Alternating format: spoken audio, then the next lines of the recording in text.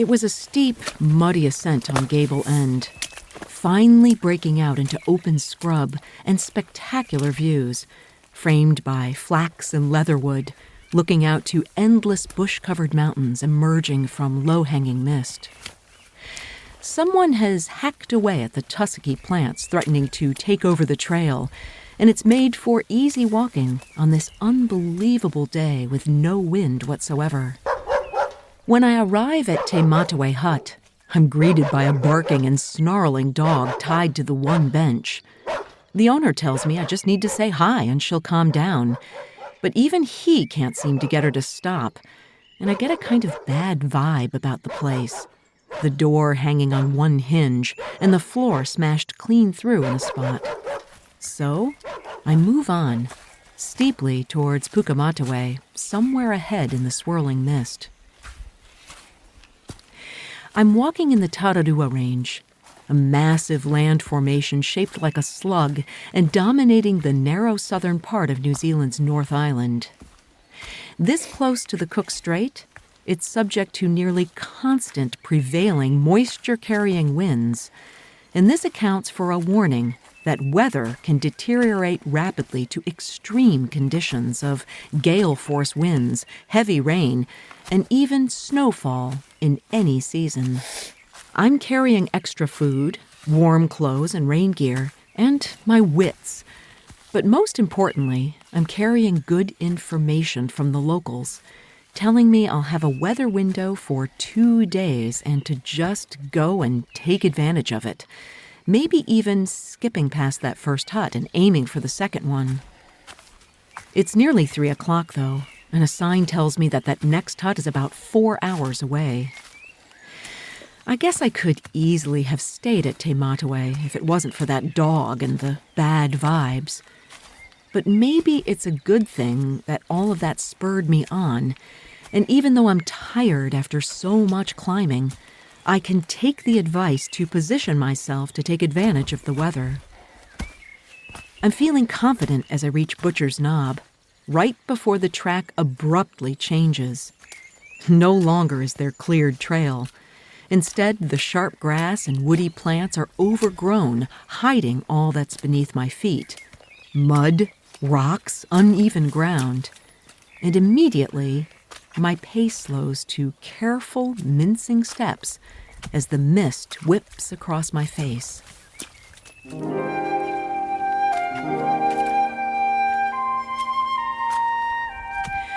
You're listening to the P-Rag, Unfiltered Adventures of the Blissful Hiker. I'm Allison Young, the Blissful Hiker, sometime professional flutist, sometime voice artist, and full-time pedestrian. Just like that small backpacking essential of the same name, the P-Rag shares the unglamorous but vital truth about empowerment as badass people who really don't need permission to blaze our own trails in this journey we call life.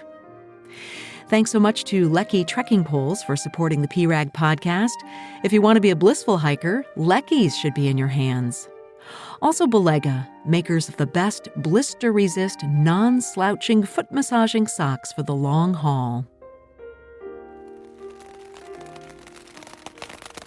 Yesterday was my longest day of walking yet, from the car park near Palmerston North all the way to the Makahika Outdoor Pursuit Center. I'm their only Te Araroa guest, and the owner, John, tells me to keep moving today so I'd have views from the ridges and not get caught out in rain and mist. Maybe it's because I'm alone, or maybe because I walked so far, but John doesn't seem to doubt that I'll make it. It's funny how just a little bit of confidence from someone else can build up the reserves we need in ourselves. And that feeling sticks with me, even as the rain pours down on the alley coupe as I pack. But by the time I hit the road, passing a Greek Orthodox church and several landslips, the rain lets up. At Podes Road, there's this massive sign that says, "Advice to persons entering the Tararuas. Know where you're going, study your map, inform a responsible person as to your plans, and finally, never travel alone." Well, they go on to advise traveling with a minimum of 4 persons. I take a quick look around before I sign the intentions book with an estimate of where I'll stay each night, and I see that I'm pretty much the only one heading in today. I'm walking along Backwater Stream, my shoes and socks already soaked through, and it takes me deep into bush, finally crossing on a bouncy suspension bridge and cracking straight up the mountain on the muddy and slippery gable end ridge track. I level off for a moment, and I come to deep mud sprawling all the way across the track and then some. A few well-placed logs would fix this up right away, I think. At a particularly nasty spot, I meet a Kiwi coming the other way. She was holed up in a hut over Christmas because of the awful weather. She says, just plow straight through. And I respond, after you. But that's not how she does things, she tells me, and then scoffs at trail maintenance like it wouldn't be sporting. Finally at the ridge, I get a view, and I put on my hat as mist opens and closes like curtains on a rolling carpet of mountains covered in forest, deep canyons yawning, the bottom invisible from my high perch. In an instant, though, I'm back in the forest. Here, it's a goblin forest, a magic fairyland of moss-covered beech, ferns, and decaying logs.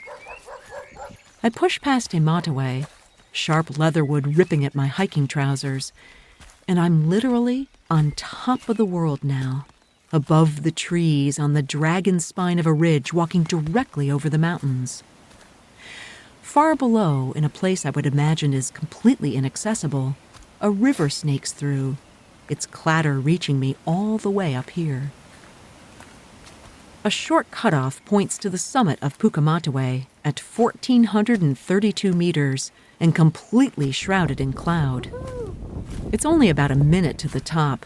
My selfie shows a grinning face and curly hair from all the humidity in front of an absolute whiteout. Yeah, I touched the top all right, but it would seem simply because it is there.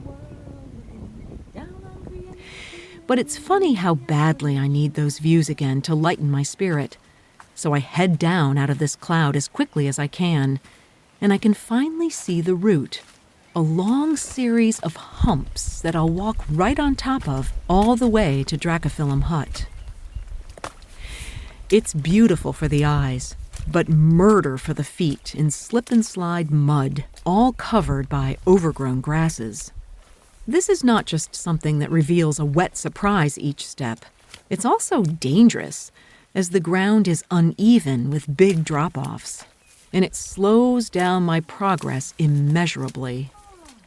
But this crest is one of the most magnificent I've ever seen, with sweeping views in all directions.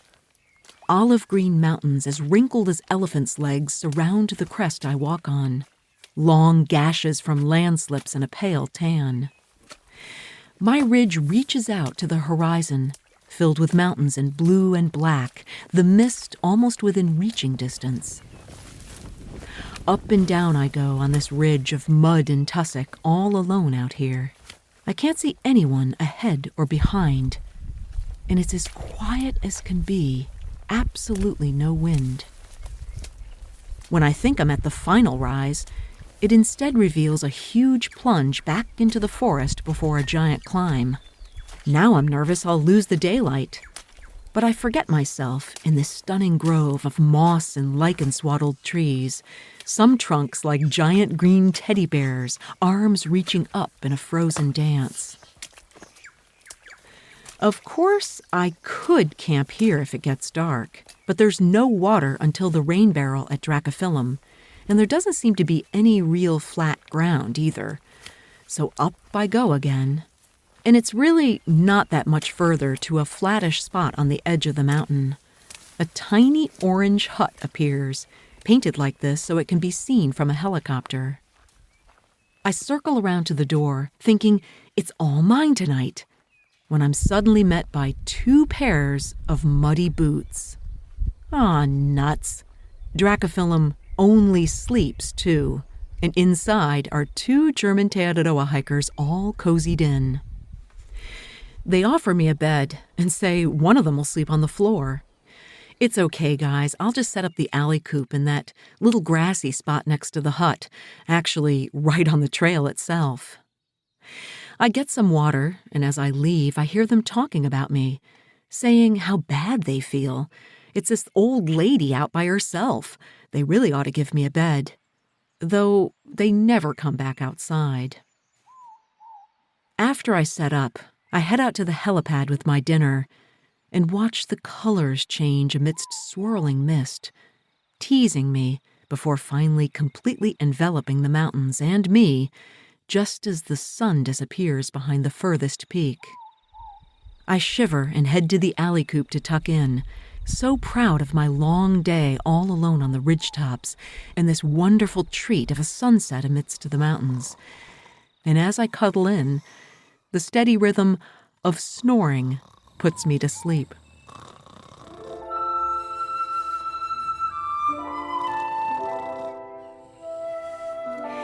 You're listening to The P-Rag, Unfiltered Adventures of the Blissful Hiker. I share my stories of walking long-distance trails as a solo, middle-aged female hiker in hopes of empowering you to learn to hike your own hike, too. If you're enjoying The P-Rag, you can subscribe wherever you get your podcasts. And if you're on Apple, please leave a rating and review. That's how other people find the podcast. It's barely light, and the German men are packing up. I like getting up early, and their chatter spurs me on. And it's a lot more climbing today on long exposed ridges, over numerous knobs, and then over a mountain. The alley coop is heavy with dew, my shoes and socks muddy, but I'm off before them, right into another goblin forest, the sun poking through like stained glass. Mist shapeshifts before disappearing entirely. I realize I'm officially in Wellington now, section 6 of 10 on the Tararoa, and the last section of the North Island. The mud here, even on a mountaintop, is especially difficult going down on steep slopes, then along a saddle through bush, the beech trees sculpted by wind, their branches reaching nearly straight out towards the east. And it's here, in this mystical spot, that I suddenly feel a pain in my chest. This is followed by nausea, heavy arms and legs, and a fast heart rate. Tachycardia. It's only happened to me twice in my life, where I was going strong and then suddenly I'm just totally out of gas. I'm pretty sure it's a lack of potassium and magnesium, so I make a note to get a supplement in Wellington. But that doesn't help me at all right here. I feel like a rag doll trying to catch my breath as I hoist myself over never-ending knobs. Well, there's nothing else to do but sit down right on this downed bit of beech tree and eat some food, starting with all the tuna packets in my backpack. Once I finish them, I dip into some cashews, and I follow that with a handful of gummy bears. Heck, let's just eat them all. I'm pretty sure I don't have any more electrolytes, but let's scrounge around a bit. Look here. I'm surprised by one thin envelope, and I add it to my remaining liter of water. The sky is clearing above, and there's no wind whatsoever. I really don't need to hurry, so I just sit and rest. I feel crappy. Even absolutely still, my heart races, and I struggle to breathe. But it's more than that. I feel stupid, going fast and hard yesterday and thinking I could just keep going like that. Also that I didn't think to bring enough food.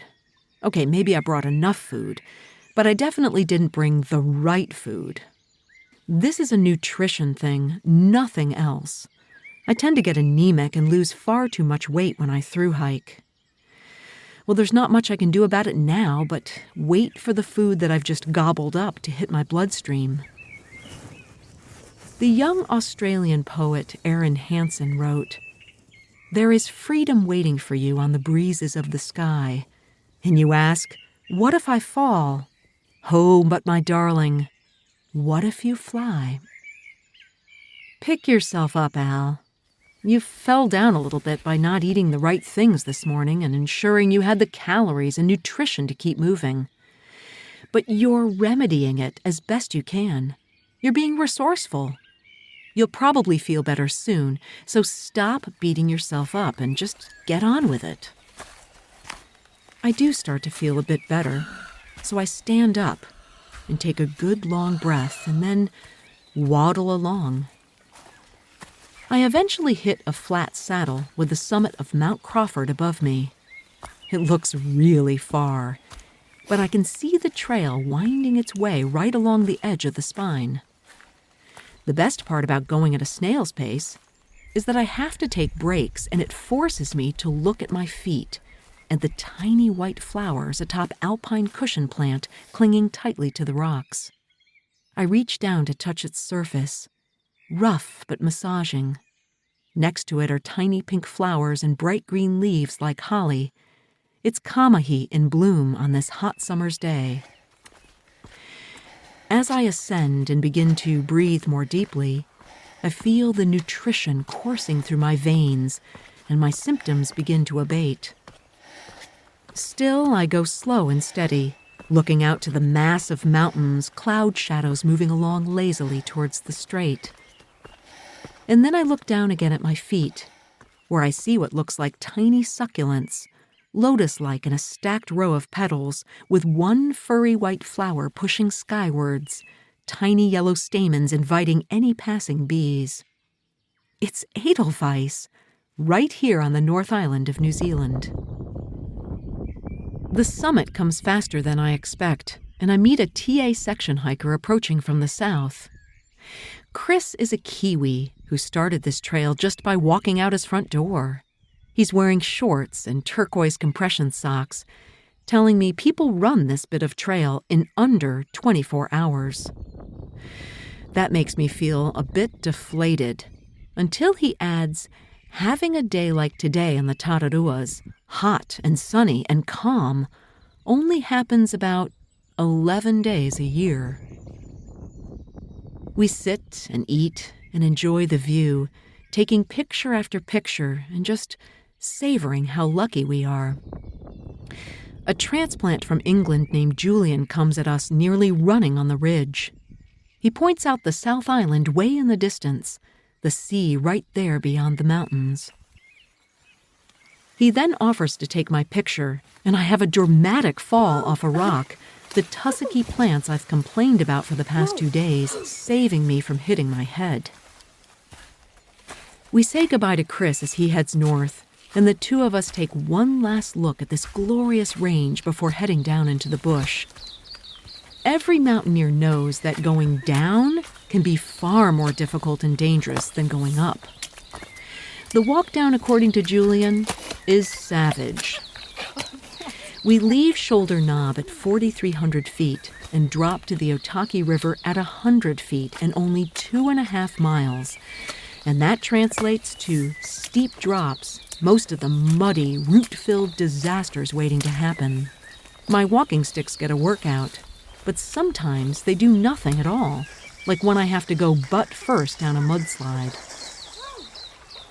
Young Julian beats me to Waitewaewae Hut, where Floris, Marjolaine, and Chloe are already set up.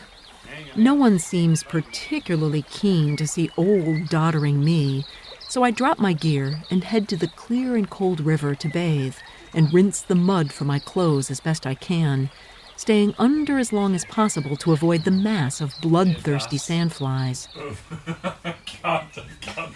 Back at the hut, hikers practice yoga, and the clothing dries on a rack hanging from the ceiling close to the fire.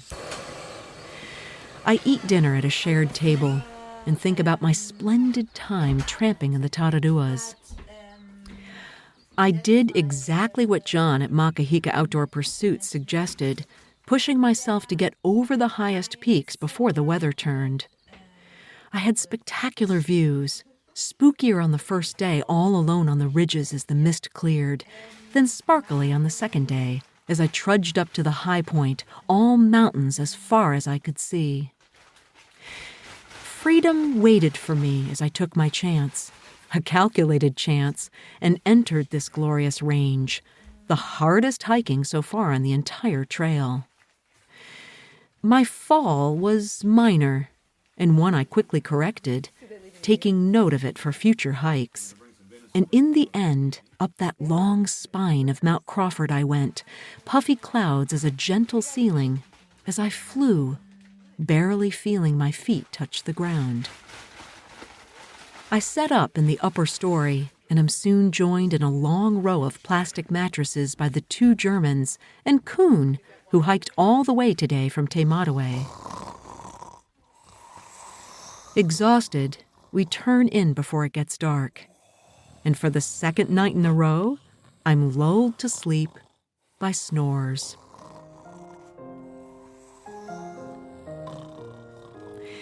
Thanks so much to Lecky Trekking Poles and Belega Socks for supporting the P-Rag podcast.